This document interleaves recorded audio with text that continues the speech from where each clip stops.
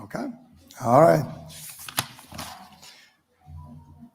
It was supposed to be a video, so I'm going to sing and dance for a minute right now. Well, good afternoon, ladies and gentlemen. Welcome back to the American Dream Reconsidered. This panel is about the American dream during a time of division. I wish to personally thank Roosevelt University alum and board chairman Maurice Smith for his ongoing service and support of the university. Maurice is the president and chief executive officer of Healthcare Services Corporation, operating through Blue Cross and Blue Shield plans, including Illinois and 4 other states. The leadership team of Maurice and the financial support from Blue Cross and Blue Shield of Illinois, who is a main sponsor for our program, makes this conference possible year after year. The American Dream Reconsidered conference started as a vision in 2015, and we're very proud of what it has become today. So please join me in thanking Maurice, Clarita Santos, Jill Wolowitz, and the entire leadership team of Blue Cross Blue Shield of Illinois. Wave your hands.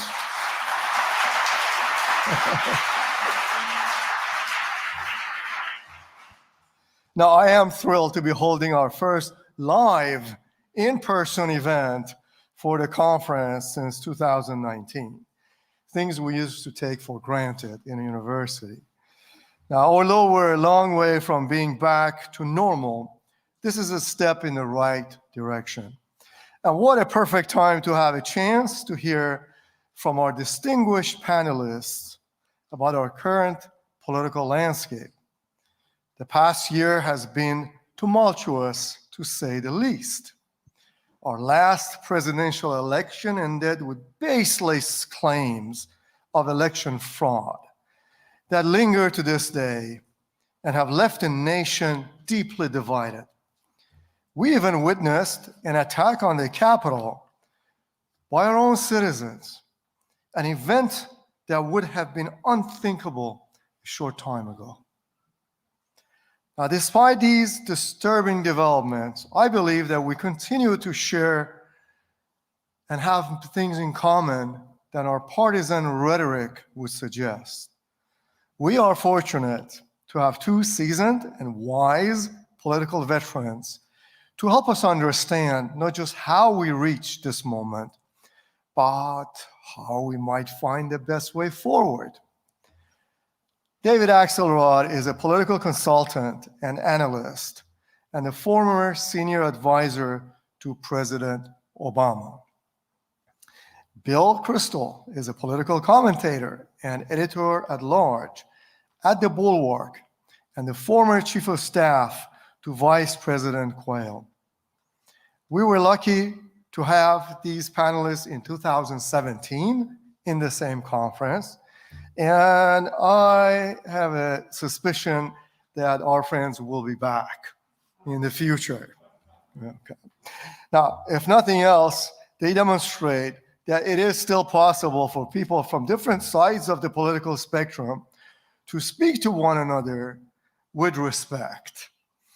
Our moderator today is our very own Dr. David Ferris, Associate Professor of Political Science.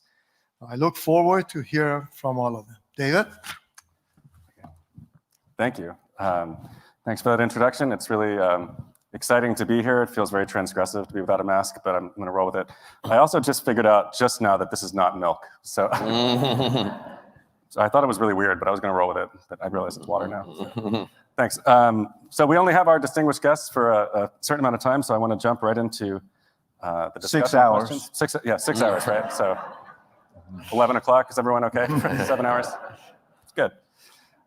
So let's dive right in, and we'll save some time for audience questions toward the end of the talk, and hopefully we can get a lot of those in too. So this is, as President Malekzadeh mentioned, a time of unprecedented division. And so I'm going to throw you a softball, which is, what does the American dream look like in a country where there are two separate realities? People watching different news programs, reading different media sources, and probably most importantly, consumed with contempt for each other. What is the American dream today? How can we get back to it? And what are your thoughts about our divided country? Let's start with Bill. Okay, well, I'll duck that difficult question for a minute to say how pleased I am to be back here. I very much enjoyed the event in 2017. It's great to be here at Roosevelt. My mother, in 2017, my mother was still alive at age 95, I guess, and I remember coming back from the event, and she said, well, I said I was in Chicago this week with David Axelrod, and doing an event at Roosevelt University, and she had been a graduate student at the University of Chicago in history when Roosevelt was started. Was that 45, I think, maybe, or is that right? Yeah. And remembers sort of quite vividly the excitement about that and Eleanor Roosevelt being here and so forth. And I guess if you're in Hyde Park, you got to get your excitement wherever you can get it. So exciting to come here to the Loop, So anyway, it was just kind of, so I have fond memories partly for that reason too of that trip. And it's great to be with David, who I'm on the advisory board, which occasionally offers a bit of advice to David at the Institute of Politics at Chicago, where he's done an excellent job. I really want to say, the president mentioned, civil discourse and free speech, and I think the IOP at Chicago has done that in a way that not every place has upheld those standards. And I'll say finally, by way of introduction, this is the first live event I've been out on campus since the post-pandemic. My final pre-pandemic campus event was at the University of Chicago, where David hosted or sponsored a debate between Rick Santorum and me, Rick Santorum, the former Republican senator from Pennsylvania, on the future of the Republican Party and Trump and all that. And that was the very, very end of February, just before things shut down. And it was a very civil debate. And I mean, I wasn't that civil, but the students were civil, so that was good. I knew things had changed a lot when I had more in common with David than with Rick Santorum, at that point, that was not even a close call, and sort of. There goes both our reputations. Yeah, no, I know. I like to say this a lot just to get David in more and more trouble with some of his old friends and supporters. No, I think we shouldn't, paper things over. I think there are reasons for optimism. It's a great country, a fantastic entrepreneurial spirit still, and basically, I think a very decent citizenry, if it were allowed to be decent. But all is not well, and the American dream has to have some basis in reality, right? Obviously, reality never lived up to the dream, most notably with slavery, but many other instances as well. But if you have a politics that degenerates into truly polarized screaming and demagoguery, and it's not symmetric. It's much more, in my opinion, the danger is much more on the conservative and Republican side now, for all that I dislike aspects of the left and so forth. The dream can't survive if it's totally out of touch with reality. And part of that dream was vigorous debate, but also a kind of common devotion to the country and citizenry, and not calling people you happen to disagree with traitors, and not trying to ban books that they wrote. We've had episodes of book banning in the past, but they've been short-lived and haven't had the kind of impetus that leading figures in one whole party getting behind it and trying to do it in state after state, and the same with voter suppression and overturning elections, and one could go on. So I'm not, the dream, I think, remains a true dream, a correct, a true aspiration, an admirable one. But we shouldn't minimize, I think, the danger, really, of the situation we're in. First of all, It's great to be here. I've lived in Chicago now almost 50 years, and Roosevelt has always been such a wonderful institution in our city, and I feel a particular closeness to it because one of my clients was Harold Washington, who was an early president of the student body here at Roosevelt University. So it's great to be back. You know, David, this question really should be addressed in two parts.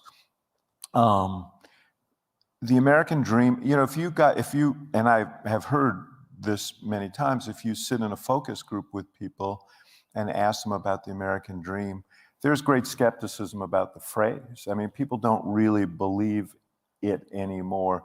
The idea of the American dream was if you work hard, play by the rules, that you can get ahead. And that is less true than we would like. And I think the nature of the modern economy has made it even less so. The idea of mobility from poor to rich, or even from poor to middle class is more difficult. So that's one set of issues. But the one you raise is like deeply, deeply concerning. We live in, you know, virtual reality silos today, where we get information that often affirms our views, but doesn't necessarily inform our views. And everybody who lives outside our silo is alien and dangerous and menacing. And you know, there's both political and financial profit in this model. Social media companies, you know, we've seen a lot of discussion about this in the last a few weeks because of the release of the Facebook papers, but it underscored what we knew, which is that there is profit in conflict, there is profit in anger, there is profit in resentment, and algorithms drive people to material that fans this because it keeps them online. And the longer people stay online, the more advertising money Facebook makes. This is hugely problematical. Ask yourself how a completely screwball cult like QAnon acquired millions and millions of followers and a couple of members of Congress. And in fact, there was a poll out today where a quarter of Republicans accepted some of the basic premises of QAnon, including that, you know, the government is infiltrated with pedophiles. This is that same poll, by the way, showed that 68% of Republicans believe the last election was stolen. We've seen these kinds of numbers before, but what was really disturbing, and I brought my phone out here not in case Bill bored me, but to read this one finding, Republicans, 30% are approximately 3 times as likely as Democrats, 11%. The 11% bothered me too, to agree with this statement, because things have gotten so far off track, true American patriots may have to resort to violence in order to save our country. These are stunning numbers. And so, yeah, I think we are off track, and this is why. We are not having a dialogue as one American community. We've always had disagreements. I mean, we fought a civil war in this country, but there's something really insidious going on now, and it's driving us apart, and I think it's really dangerous. In fact, one other poll I saw, I think it was a different poll, maybe it was something like 30% of Democrats say they would be disinclined to accept an adverse election result in 2024, that they would, I don't know exactly how they were asked it, how something like 68% of Republicans said they wouldn't feel obligated to accept a result they didn't like. So there's problems in both sides, and maybe it's 25% of Democrats. There are more Democrats than you would like, frankly. It's not sticking to the, you know what, if you lose an election, you lose an election. But the Republican number to be in the 60s, 2/3 or something, is very dangerous, because it means that you can't say anymore that state legislators in some particular state are acting against the wishes necessarily of their constituents. If anything, it's the opposite. They might be trying to do the right thing, and they'll have pressure from their constituents. I mean, just one point on this, and I think you're very curious to see what David has to say about this too. I mean, 5 years ago, so I was a couple of panels of partisanship, hyper-partisanship, a lot of data about how partisan Congress has become, how partisan, obviously, our politics have become, how partisan Washington has become. But I remember thinking, you can have partisanship, it's bad, it makes it harder to have responsible policy making and so forth, but the country's okay. The country's chugging along, things at the state and local level were mostly, I thought, being handled reasonably well. There was enough, civic bipartisanship, if I can put it that way, or nonpartisanship, to tolerate an unfortunate stretch, 5, 10, 20 years of partisanship and hyperpartisanship in Washington. I now think, though, we're unfortunately beyond that. That is, the partisanship has turned into polarization.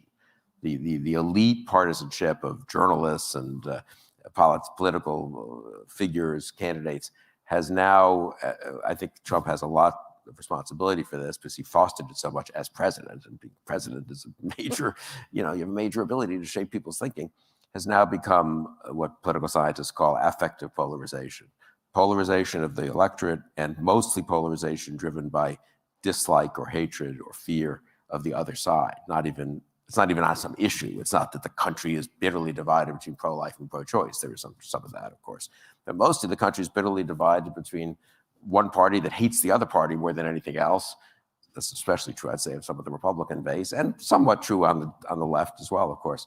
And so, and there's a bit of a chain reaction once it gets going, too. So the polarization really is worrisome in a way that I think partisanship, you could say, well, we're going through a partisan period, and then that'll be followed maybe by some shuffling of the deck and some policy accomplishments. But once you get affective polarization out among the people, what starts to happen is what we're seeing happen, incidentally, at the state level, and not just the state level, but at the civic level, and that's bad. I'd only disagree slightly in that I'm not particularly offended by partisanship. I think partisanship has been with us for hundreds of years, and the fact is, you and I have different ideas, and that caused you to gravitate to one party and me to gravitate to another party, but they were legitimate and valid debates, and the thing that we agreed on were the fundamental pillars of democracy that needed to be respected. Just to name one, the peaceful transfer of power from one party to another. And what we have seen of late is the systematic, sundering of those things. I always tell this story about the transition from the Bush administration to the Obama administration. We were not very gentle in our assessment of George W. Bush, I'd say, in our campaign. President Obama, as a candidate, was very critical of him, particularly over the war, but other issues as well. But when the election was over, President Bush and everyone who worked for him could not have been more generous to us. Each of our counterparts invited us over to show us the White House, to talk about how they did their job, to acclimate us. President Bush met with President Obama and talked to him frequently, gathered all the former presidents for a luncheon with President Obama. And I'll always remember on the final day, on Inauguration Day, there's a whole nother story associated as to why I was there, but I was back in the speaker's office waiting for President Obama to hand him something. And President Bush came in, and I said, "Oh, President Bush, I've been on television this morning and talking about you." He said, "I don't watch TV," which every president says, and it's a lie. But I said, "Well, let me tell you what I said." I said, "The way you and your team have handled this transition has really been an exercise in patriotism, and I'm so grateful." And I won't tell you what he said to me, but he was incredibly warm and encouraging. I will tell you one thing he said to me. He said, the advice I'm going to give you is, this is going to be an incredible experience, and just appreciate every minute, because it's going to go by faster than you could imagine. And he did not have to be nice to us.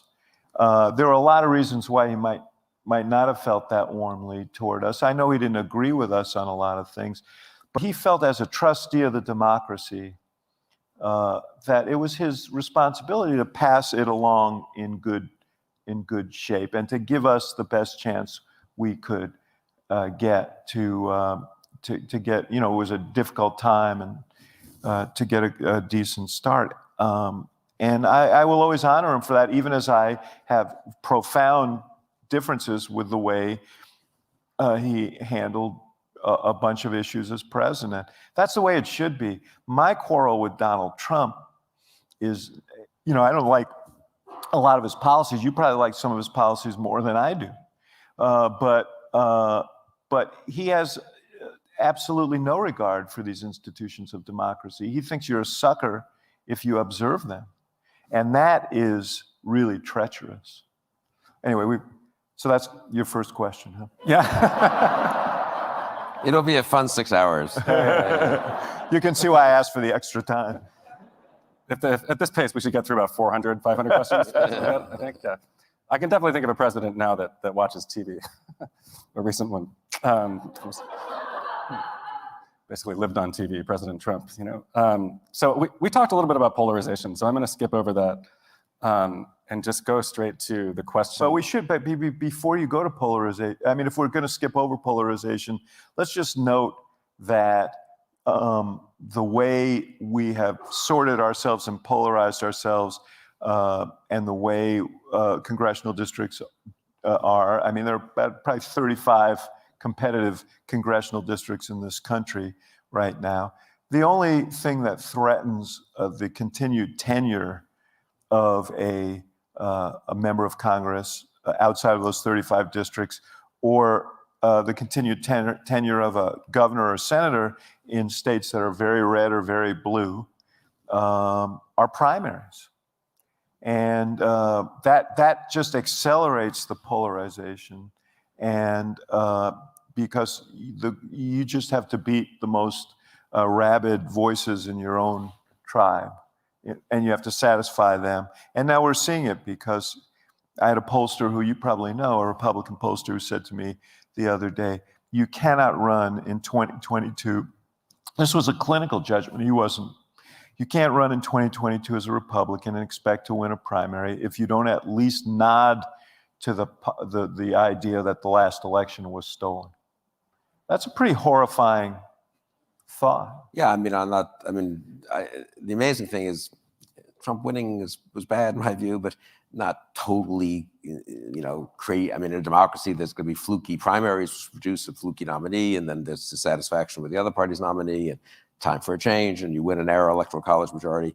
That, for me, is not the big story of 2016 to 2020. It's how he behaved as president, not at all growing into the office, how he, in fact, became more, not less demagogic, and the fact that the entire party went along, so that by the summer of 2020, it was Trump's party totally. They all supported him for re-election. And then January 6th happened. He lost. And then people like Liz Cheney, who I think were acting out of, I disagreed with her, but good motives in those 4 years. I can be in leadership. I can ameliorate some of the damage. I'm not sure I agree that much more with Trump's policies than you, but anyway, nor does she really, but the damage to some of those policies. But after that, it's over, and he loses, and we move on, and we have new leaders and stuff. And she did think that would happen. I think for her, November 3rd to January 6th, which for me was more of a continuation of the Trump saga, was just an extraordinary moment. Well, what is going on? And what was most extraordinary, and she knew in detail what was happening at the Defense Department, what was happening at the Justice Department, not just the dramatic phone call to Brad Raffensperger or trying to get legislators to overturn, which was bad enough, but the stuff he was trying to do behind the scenes and his people. And she saw her House colleagues doing it. So then January 6th happens, and she figures, okay, finally, he can't be fixed. He won't change his ways, but my colleagues will at least say this is unacceptable. And I think for her, the shock was the vote that night. 2/3, 60% of House Republicans voting to overturn the not to accept the electors from a couple of states. And then what happened over the next 10 days or so as impeachment was voted on.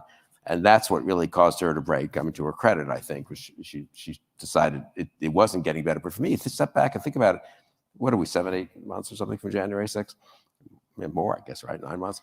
The party is more radical than it was then. The election lie, the big lie, is more believed, more of a ticket of admission almost now to the party than it was then. And endorsing going forward, actions going forward that would put the elections at risk in 2024, and refusing to cooperate on anything to fix the situation. And in that respect, the party is a real problem for democracy. I say this, and that's why I'm probably more hostile even to the Republican Party than David at this point. I mean, just because, think of this, fixing the electoral, the fixing in pretty technical ways in some cases, the electoral system. I'm not talking about even the more, partisans, the stuff that divides the parties like voter suppression and voter ID. Just fixing the system so you don't have all the things that were exposed between November 3rd and January 6th. Who selects the electors? Can you have 2 slates of electors? Or what does the vice president do? Well, these are pretty fixable things by legislation, and they shouldn't be controversial. No one should want to have the kinds of ability to, it's like having a rickety structure, right? You make it stronger. You don't want either party to be able to, monkey with it and fix things and bring it down because you don't believe in it. And there's no Republican interest in any of the pieces of voting reform or election reform legislation on the Hill, including even, amazingly, this hasn't been introduced yet, but an act that just fixed the Electoral Count Act, which is the 1887 legislation, which turned out to be pretty Rube Goldberg-like. And again, this is totally nonpartisan, these fixes, really. And they can't go for it. They won't go for it because it will they will not be able to show their face in the Republican Party if they do anything that acknowledges that there's anything problematic about what Trump tried to do in 2020. For me, that's dangerous. We haven't had one party that was really, at a pretty fundamental level, willing to monkey with the basic rules of the game in quite a long time. The most insidious voter suppression is obviously deeply, deeply concerning. But they're moving into voter nullification, as in Georgia, where the legislature can essentially orchestrate and we're seeing it play out in Atlanta, right in the Atlanta area right now. Basically fire election authorities and overrule the Trump's vision is being realized, and that's really. Anyway, David, question 2. I just one last point before we get back to David here. But I'd say, look, a lot of this, to be fair, he's happy not to have this burden. Look, if you've got something to do. No. I got my phone. Just to correct in a way the record is tiny bit. Look, there was a lot of stuff going on that led to partisanship and polarization, which was not anyone's malign ideas. It was a kind of socioeconomic sorting, geographic sorting. David knows this, and social scientists have studied this a lot. And so the country has sorted itself out in ways that are not necessarily bad, and it's a free country. And if people want to move to an area where they feel like they're living with people they agree with more, they're allowed to do that. And if businesses want to relocate, they can, and so forth. So, it's not as if it's a terrible thing necessarily, but the combination of that with some of the political actions has led to a greater sorting. So one tiny data point, leave aside the congressional districts, which could be gerrymandered. The state's boundaries haven't changed in quite a long time. When I came to Washington in '85, 26 states, I believe this is right, which is the majority of the states, had one senator from each party. Yeah. And then the others were kind of evenly split. What would it be? My math's no good. 12 and 12, I guess, right? If you had a 50-50 Senate. Now, 22 states have 2 senators from the same party. 6 states have a split Senate delegation. So think what politics is like if a majority of senators have a colleague from the same state who's from the different party. There's a huge need for them to work together on a lot of parochial concerns, and a general sense that, we're sort of all in this together, right? Pat Moynihan and Al D'Amato or whatever, and they can't just pretend that the other party doesn't exist. Now, most of them are from one-party states, in effect. I don't mean that, it's sort of literally in the sense that all the elected officials are from one party. And so all the incentives change, all the character of politics changes. That's all bad. And I think it's made then much, much worse to come back to by then a president who purposefully stirs up the divisions, accentuates them, foments them, sees that that's his path to staying in power. So it's the situation objectively is kind of bad.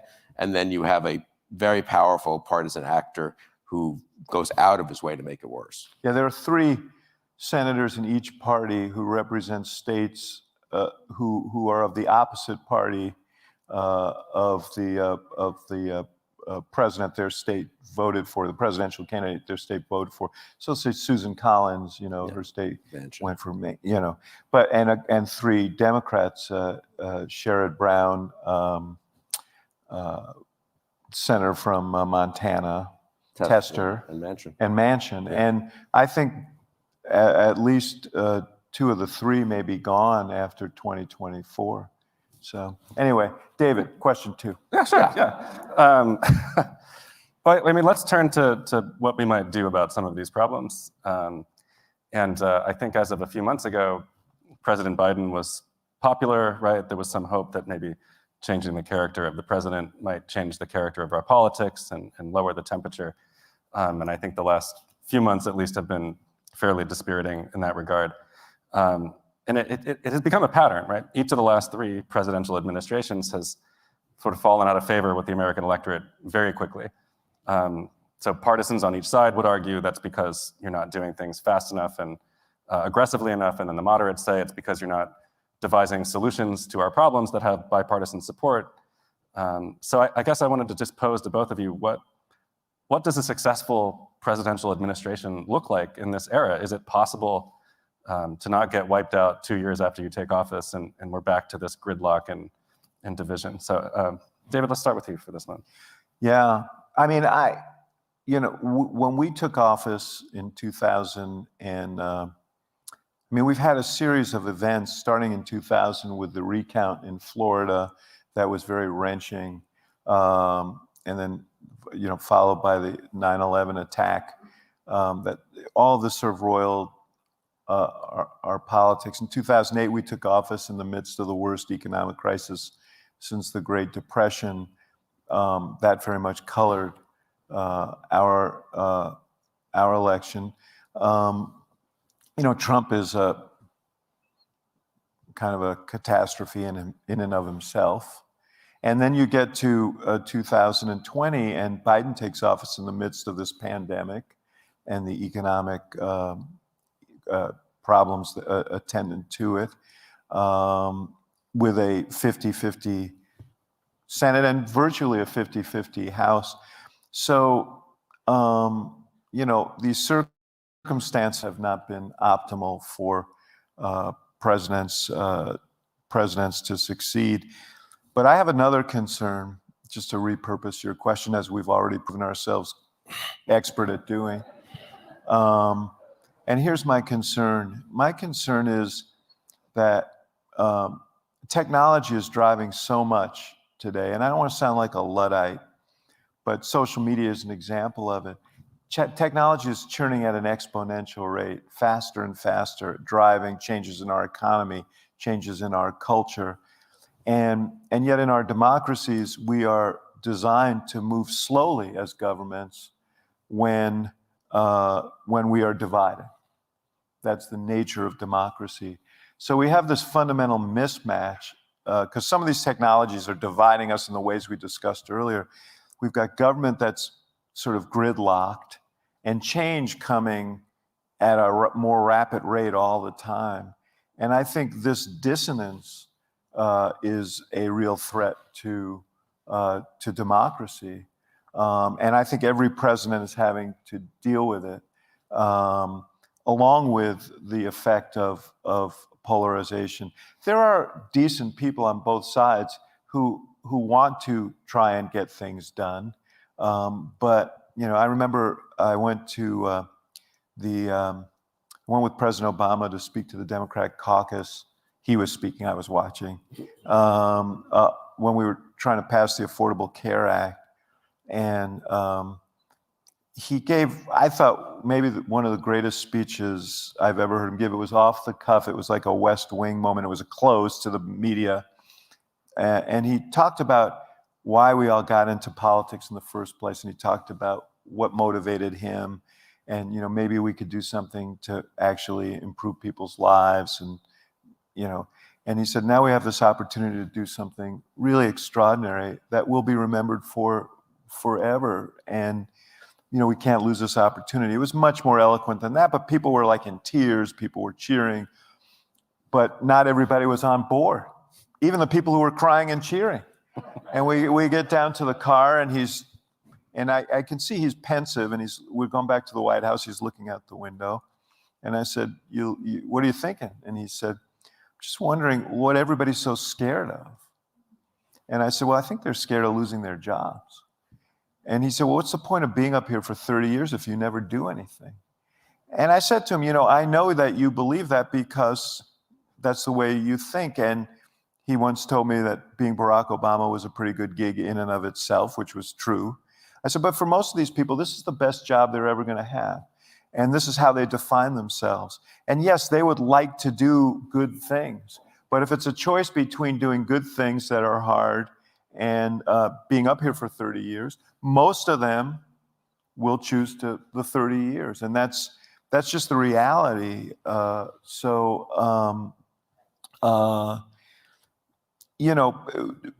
With this polarization, it is hard for people of goodwill to reach across the aisle on something big and important and cooperate.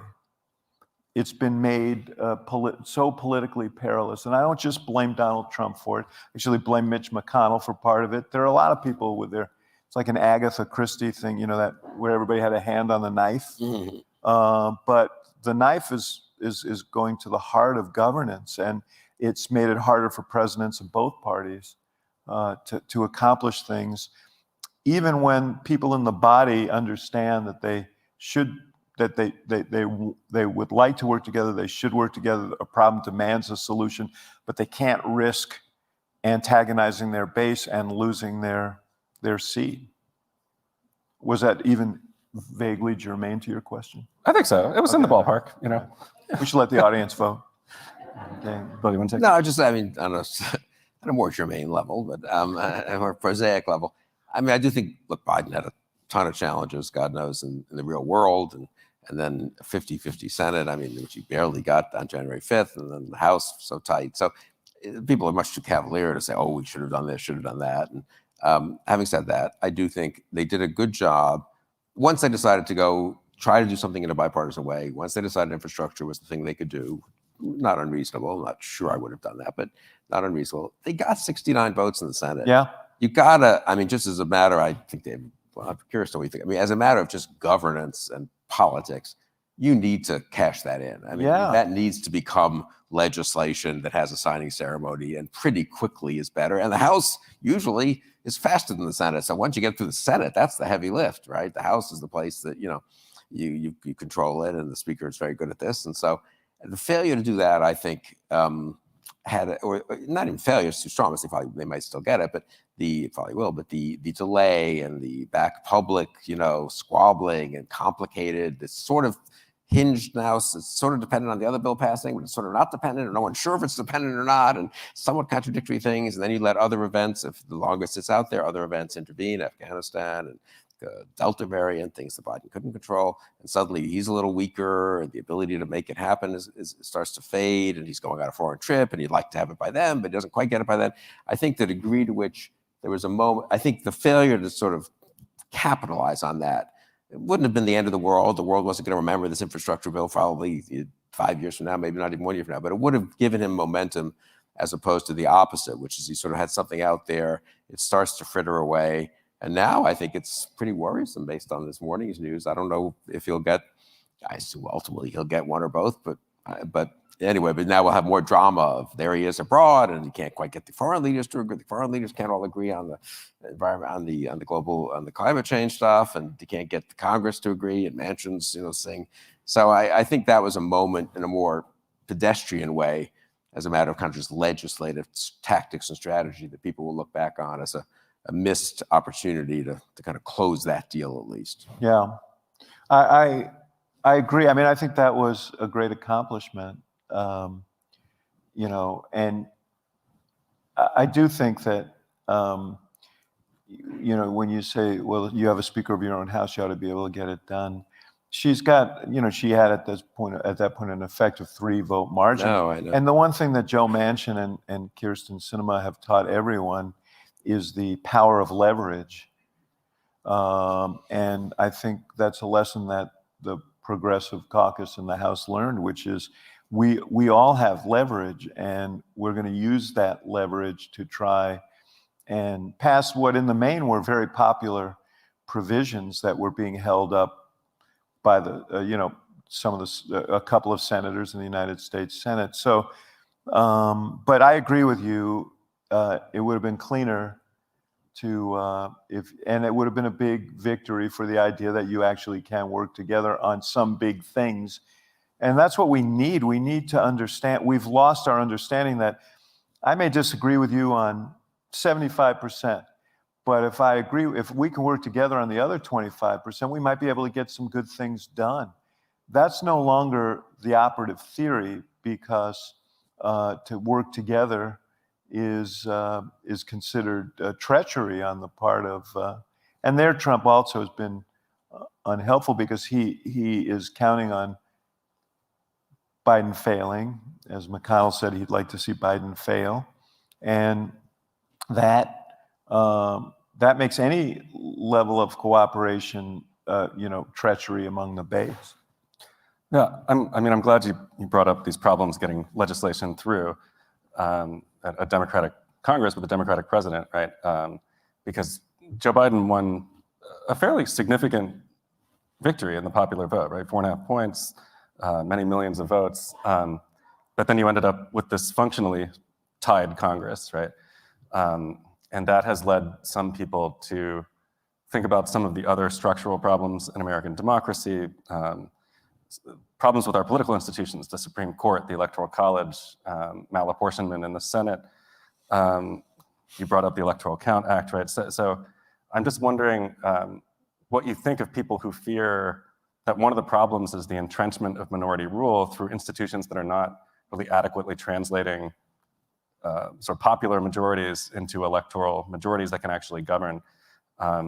Whether you share these concerns and how radical do you think the solutions to this should be? We have a system that was set up to prevent a tyranny of the majority, and now we face a situation where we have a tyranny of the minority.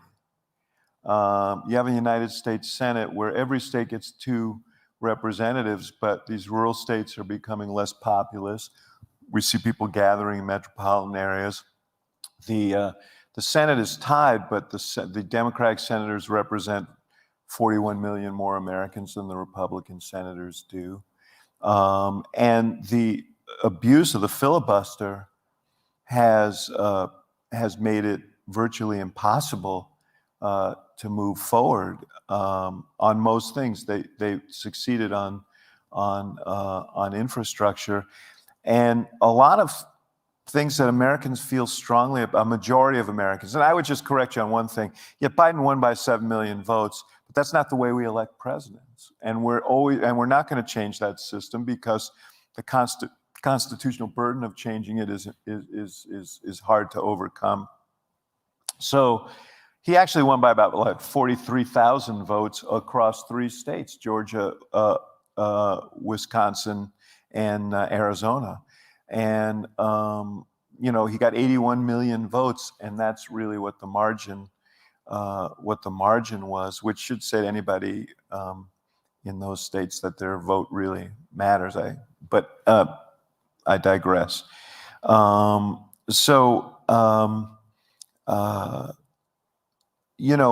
do worry about this. We have 3 or let's see.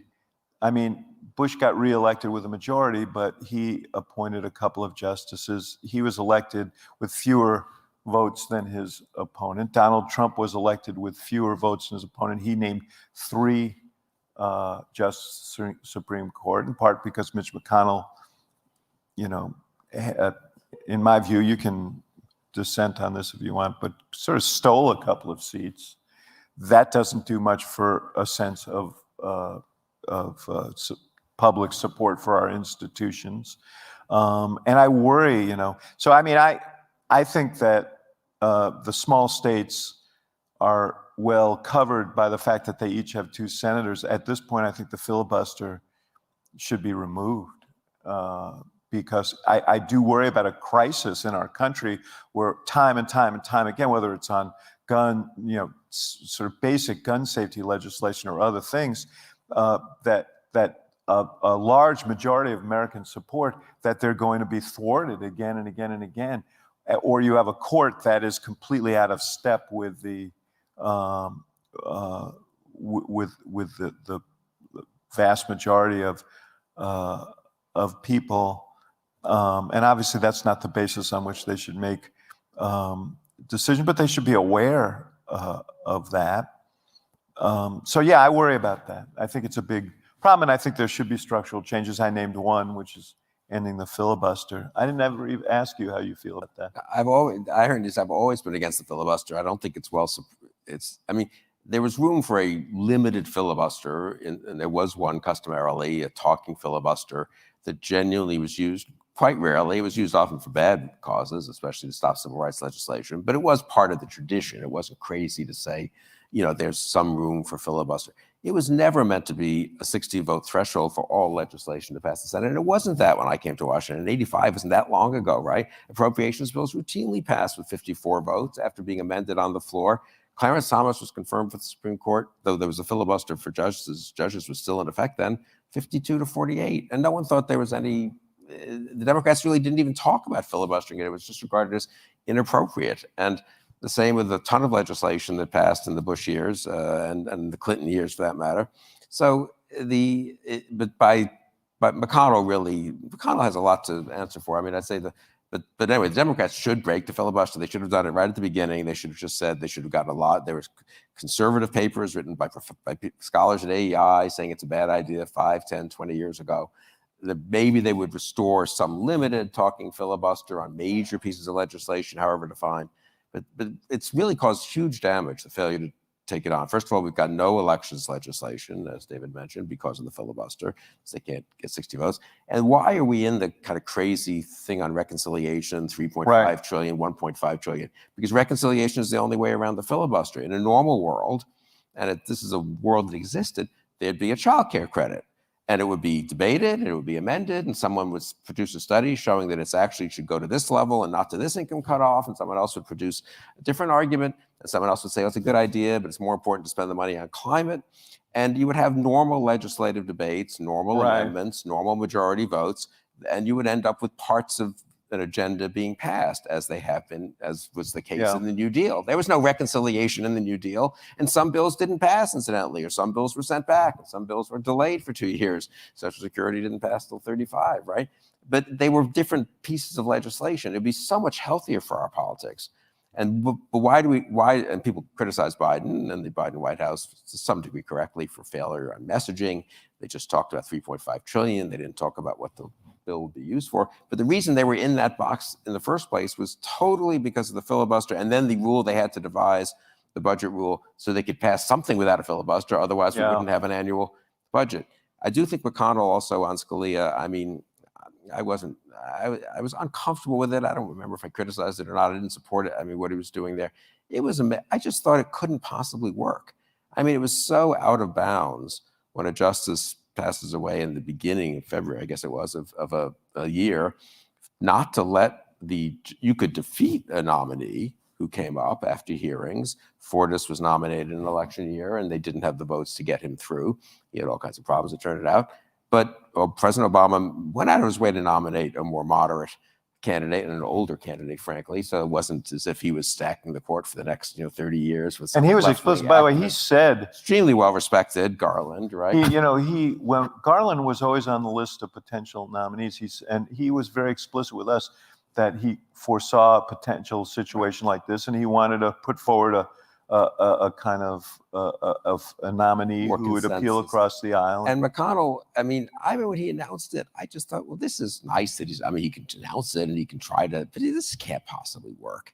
I mean, it's an election year. A lot of these senators are from states that are not safe Republican states at that point. Pat Toomey from Pennsylvania, and of course, Susan Collins and others. And and some of them don't believe this is the right thing to do. And surely they'll be, McConnell will say that, but then it will actually come up for a vote, and Garland will get hearings like every other nominee gets. And it was amazing that McConnell was able to rally the conference behind that. Really, it was a sign. it's not quite pre-Trump, as Trump's already the putative nominee when this is just to happen, but it is a sign of how much radicalization there was going on separate from Trump, Right. I guess I would put it, under McConnell's leadership. But I've got to say also, the fact that the Democrats didn't make anyone pay a price for that throughout all of 2016 is a little astonishing to me. I mean, you nominate a centrist, well-regarded judge on the DC circuit for a seat, and it just, the Republicans just get to say, I'm sorry, no hearing, you know. Well, I think, I actually think one of the problems was this presumption that Hillary Clinton would be elected. Yes, I agree with that. And so I think everybody got a little lax about that. But let me just say one thing about your point.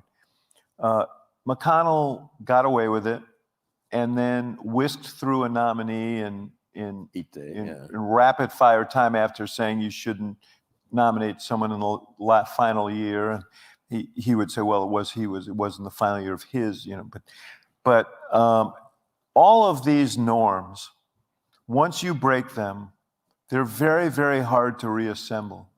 And generally, once you break them, they tend to be broken again. And and it gets worse.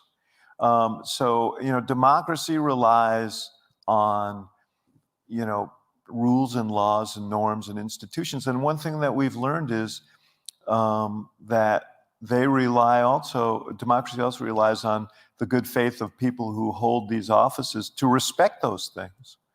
And, this is deeply concerning. And, the impulse on the Democratic side is to react in kind to some degree because you don't want to, the rules don't seem to apply. And so it's really quite concerning. Well, Mitch McConnell is a great hook for my next question, which is for Bill. And it's about your journey from sort of conservative thought leader to someone who now recommends that the country elect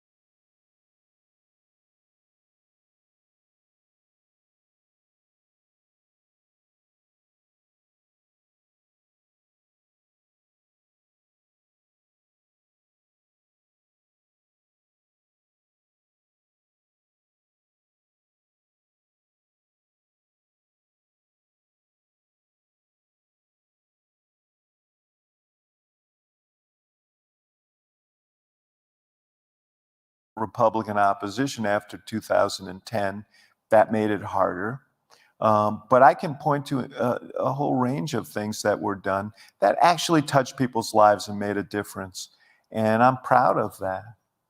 So, you know, I don't have patience for, I understand, you know, look, I work with young people every day, and they inspire me every day because they want to do as much as they can every single day to make this a better world. And, you know, I honor them for that. But there are realities of democracy. And, you know, my thing is lean in and make it better and push and elect people and do everything you possibly can.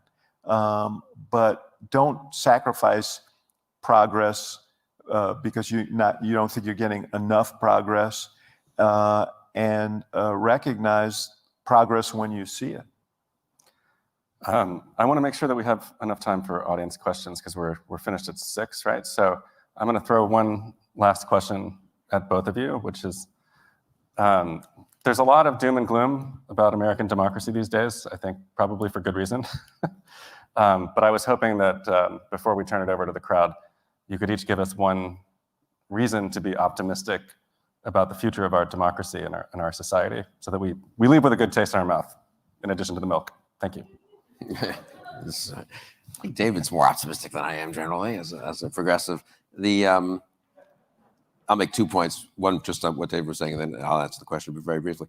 I mean, look, democracy is complicated and messy, as David said, and public policy is complicated, and people of course of good faith can disagree, and you can turn out to be wrong, and I was wrong about certain things that I opposed, and I think and other things I supported had unanticipated consequences. And one problem about public debate, to get back to an earlier thing we were talking about, though, is the level of debate has become so low, honestly, in much of the public, that you can't even have a grown-up discussion about most of these issues. I mean, there's one happening somewhere, I suppose, in some public policy journals, maybe.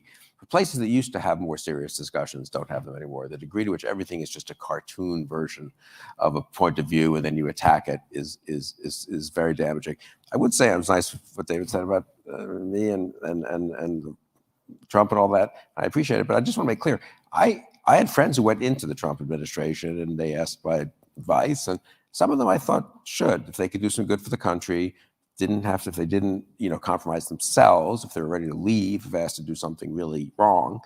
But Fiona Hill was at the National Security Council, and she became famous later, but that wasn't when she went in, and she thought she could help stabilize Russia policy and do some good, and she worked there for a year and a half, and Bolton, to his credit, someone I've also known a long time and agreed and disagreed with on different issues, protected her. And then she left and testified truthfully. And I've talked about this a lot with Alex Minman, who I've gotten to know well. He was in the military, so it's slightly different. He was on assignment. But so I think, and I feel that way today too. If I tried to help a Republican who wanted to run in Pennsylvania as not even anti-Trump, but as a non-Trump Republican, he ended up pulling out of the Senate race there. But if I were in Maryland, I might vote for Larry Hogan. If I were in Wyoming, I'd vote for Liz Cheney. So I'm not saying it's, even on this kind of issue where I have pretty strong feelings, and I think one has to sort of draw some pretty bright lines, these things are not black and white often. And so one has to have a kind of sense of prudence and balance in making judgments about policies and about what different individuals do. But there are moments, I think, where you can see people have crossed lines and just signed on to a kind of irresponsible demagoguery and way of conducting politics that's really dangerous. Having said that, what would cheer me up? Well, I just flew here from New York last night, and we were in New York visiting our son and daughter-in-law and their 20-month-old baby. And so we went trick-or-treating there in the New York suburbs.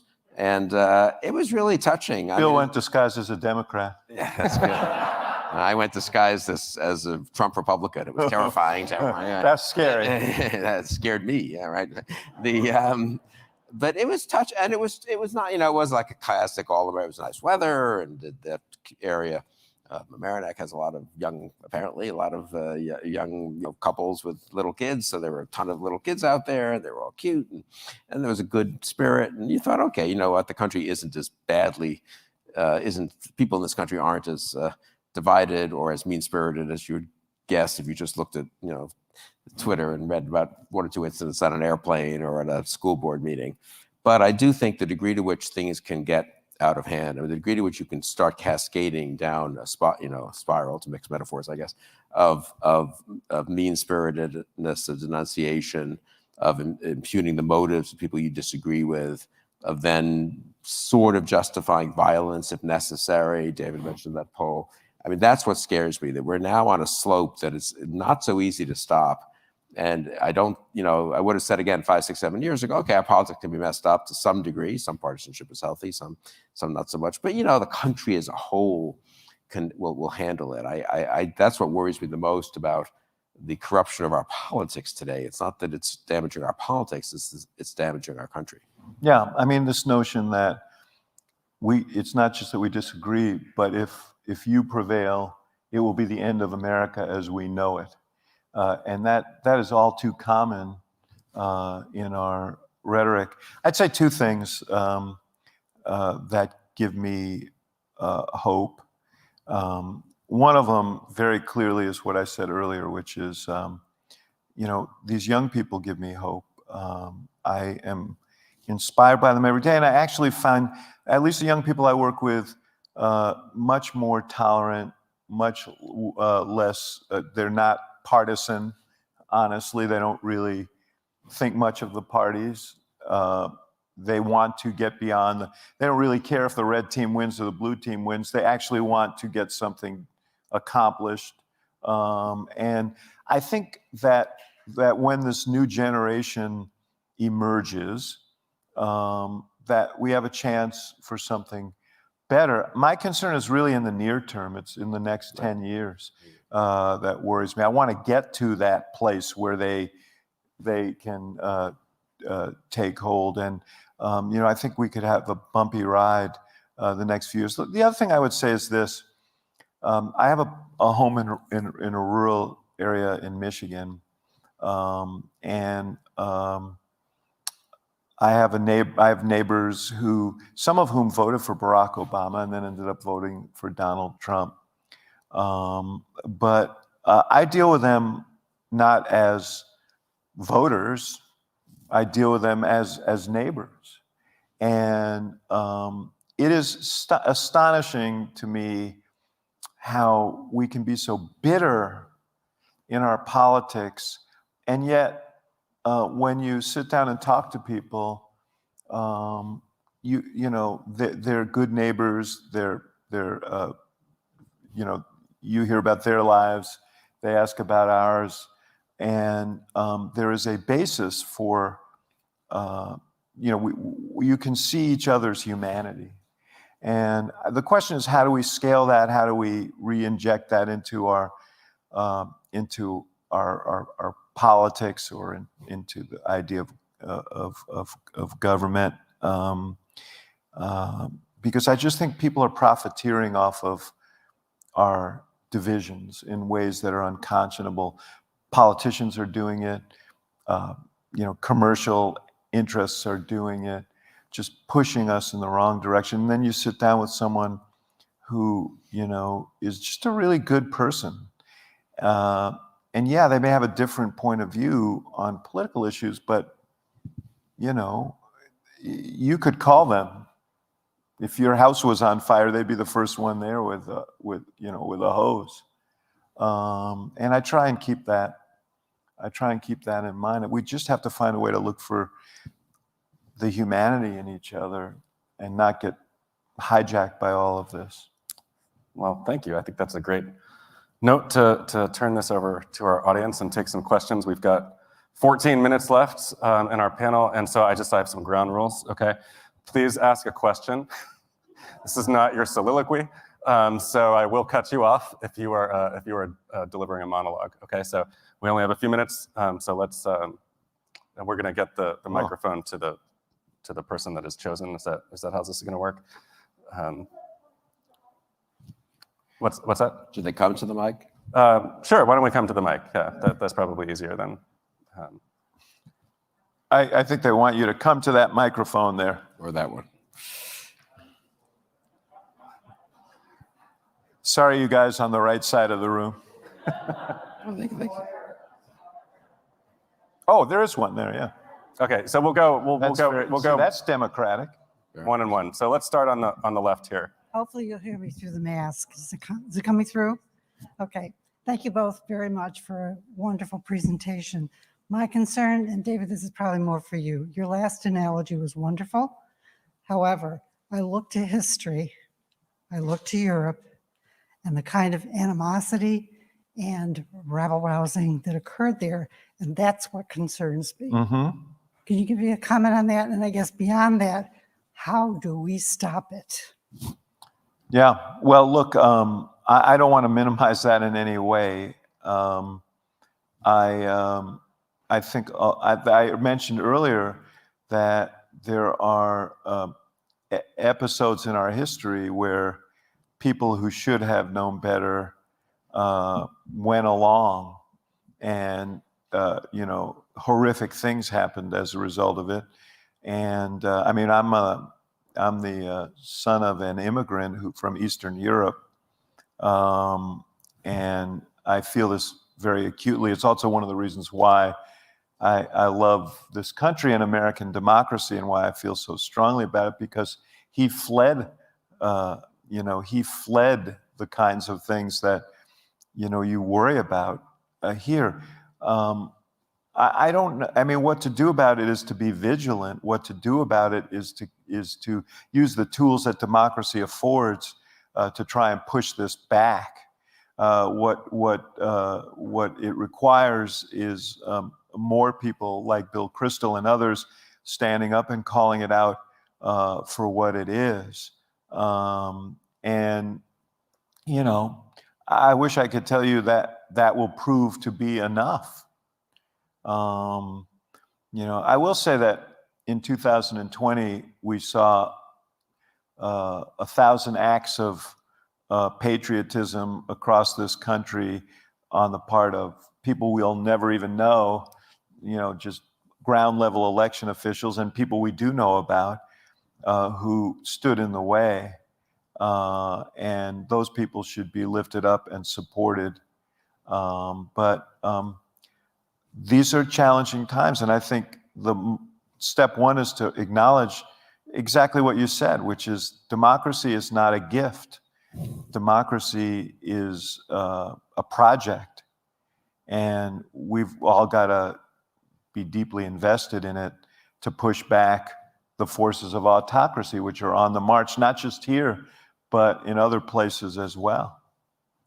Should we go over to this microphone here? I wonder what both of you think about the exhausted middle phenomenon. I'm thinking about this because of Adam Kinzinger over the last few days, about people whose voices are not, neither of the parties resonate with them, but they're without voice, and that they may be a very substantial thing. Can you imagine a third way emerging?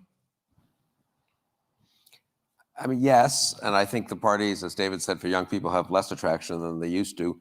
I think getting from here to there is complicated because the system is not friendly to third parties, and is, for various historical and practical and electoral reasons, is a sort of two-party system. But I very much agree with David, though, about the young people. So I think that could be a 2028 or 2032 kind of outcome of if both parties are unsalvageable, as it were. I think in the short term, I would say there are the Adam Kinzinger equivalents in the Democratic Party are Abigail Spanberger and Elaine Luria from my state of Virginia, and Alyssa Slotkin from Michigan, and there Christy Houlihan from Pennsylvania, and I mean there are many of them. Malinowski from New Jersey. Anyway, there are lots of impressive younger, not super young, but youngish members of Congress on the Democratic side who I've gotten to know much better in the last 2 or 3 or 4 years, and that do cheer me up, actually. I mean, that I don't think that both parties are sailing off the cliff. And if we have one major party that can be stabilized, that can govern successfully, and that would make it, that makes all the difference, really, right? And then the other party has more time to recover or to purge itself or to create a new party or whatever. I am optimistic about young people. I should have said earlier, I mean, I was in some panel about 3-4 weeks ago, people my age, they all complain, young people, social media is terrible. Look what it's doing to our young people. Someone said that. Social media is doing much more damage to old people than to young people. Yeah, there's no doubt. It's my generation that is taken in by all this insanity. I gotta say, so that reassures me a little bit, actually. I mean, for all the trouble of social media, and it needs to be reformed and fixed in various ways, I don't think that it's ruining young people's judgment as much as it's ruining boomers' judgment. So, and final point, just on 2020, I should have said that would have been a better answer to what makes me optimistic. What we pulled off as a nation in 2020 in the midst of a pandemic, highest turnout in modern history, totally clean and fair election, representative, good turnout from groups that historically have been marginalized and so forth.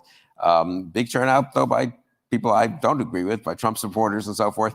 A lot of competitive, that's a pretty impressive thing. If we were really broken as a society, we wouldn't have, I don't think, 160 million people voting in a free and fair election, and a ton of election officials, a ton of volunteers, a ton of people making that work. Yeah, I just want to say, the gentleman sat down, but if you actually look at the composition of the Democratic Party, it's a center-left party. It's not a left party, and that's why Joe Biden got nominated. There's also this presumption that the African American community is a left vote. It is not. In some ways, it's quite conservative. Obviously, on issues of economic and social justice, a great commitment there. But that was a core of Biden's support. It's really just the way the incentives are structured in our system that gives outsized voice to people on the edges of both parties, and that's a concern. Sure. Hi there. So I was thinking throughout this of 2008 and the campaign you and President Obama ran, and how you competed in states like Indiana and Montana and Missouri. And I did not see that from the Biden campaign of reaching out to deep red states that they thought they had no chance of winning. And I didn't see it on the Trump side either. How do you think this contributes to the polarization? And is it a major player that these major party candidates aren't visiting anything but swing states or blue states? Yeah. It is true that Barack Obama is the only Democrat in the last 56 years, I think, who has won the state of Indiana. Think about that for a second.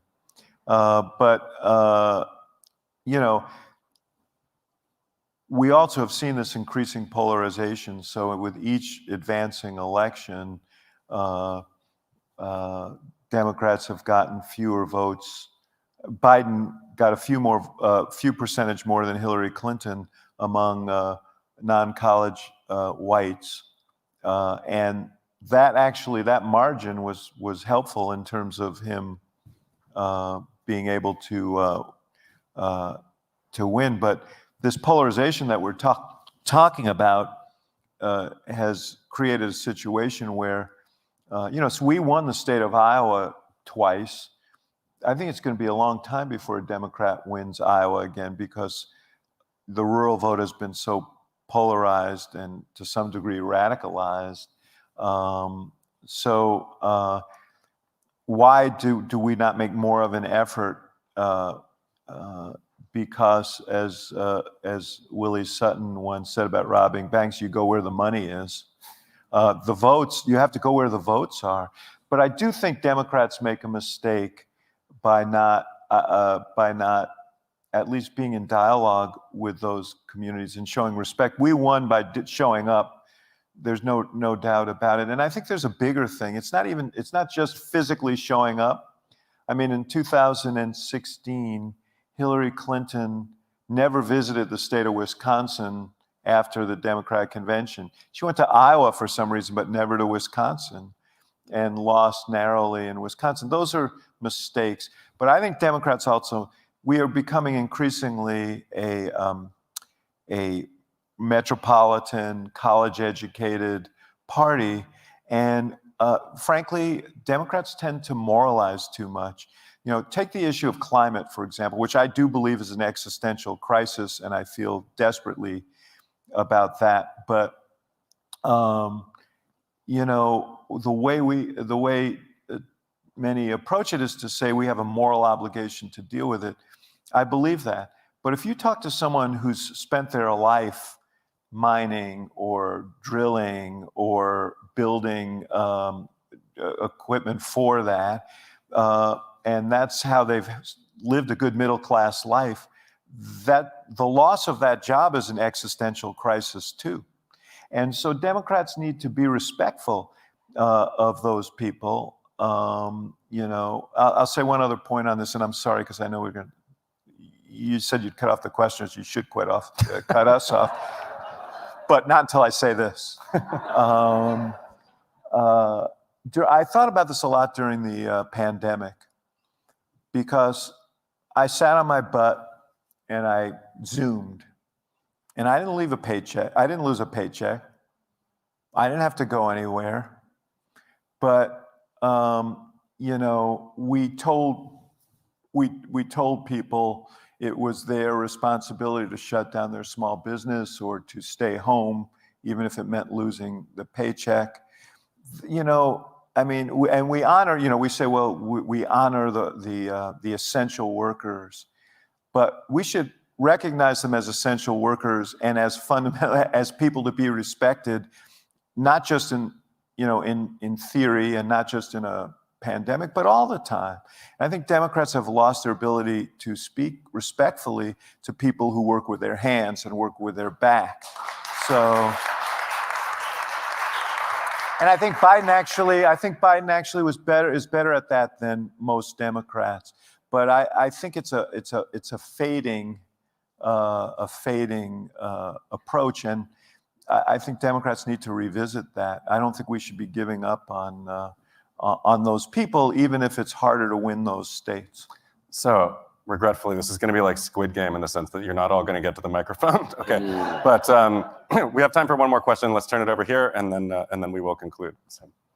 As someone from downstate Illinois, I really appreciate that response. But my question, as that person from downstate Illinois, and sort of losing my father to the far right media landscape, is there a way to turn down that dial, or is the dial cranked all the way up, and there's sort of no going back in terms of the divisiveness until, you know, fresh blood gets in and we've kind of moved on? Is there a way to turn back the dial, I guess is my question.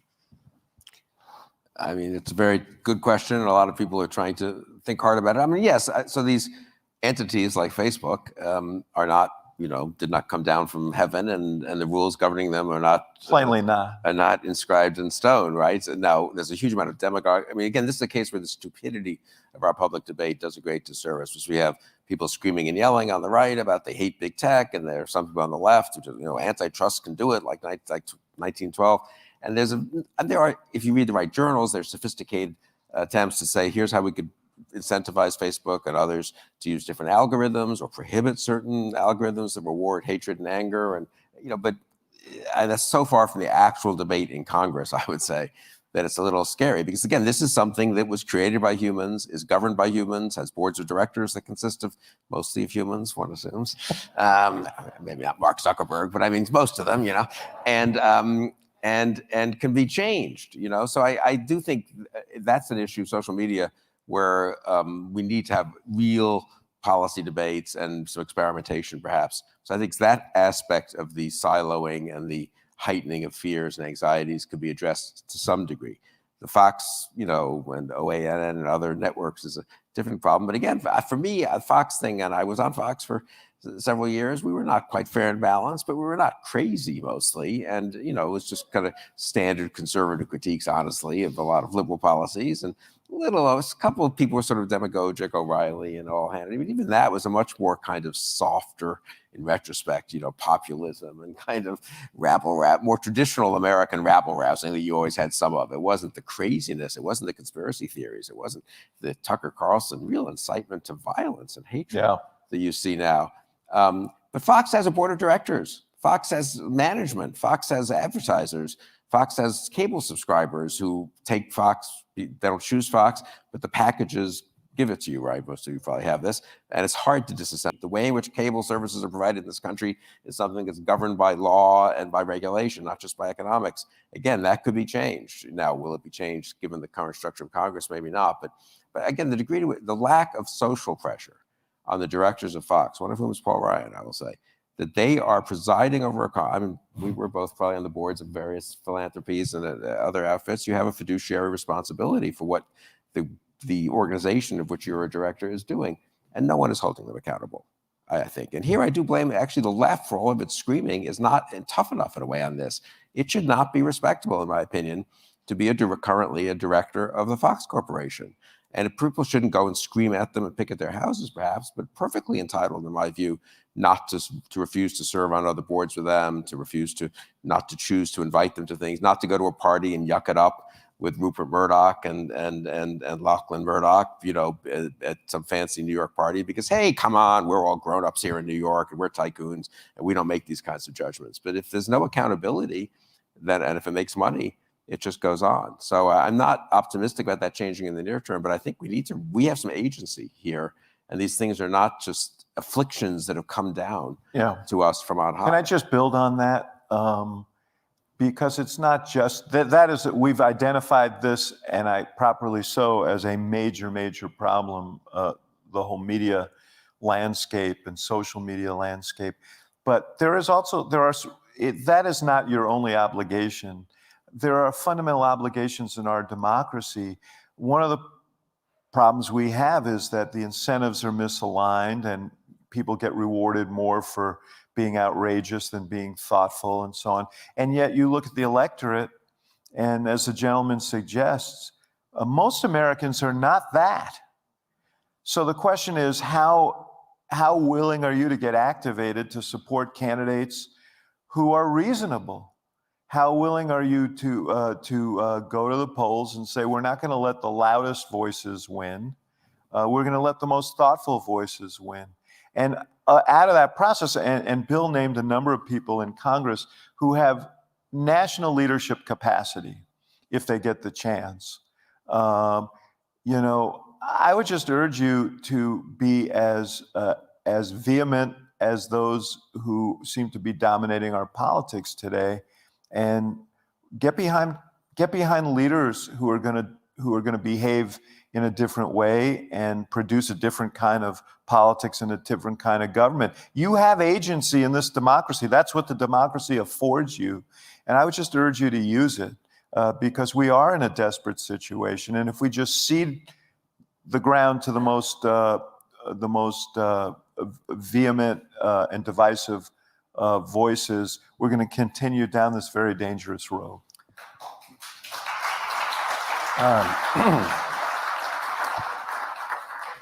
Well, believe it or not, our 6 hours are up and it is 11 p.m. So I want to thank both David Axelrod and Bill Kristol for joining us today. It was really a pleasure. Thank you. Thank you. Thank you.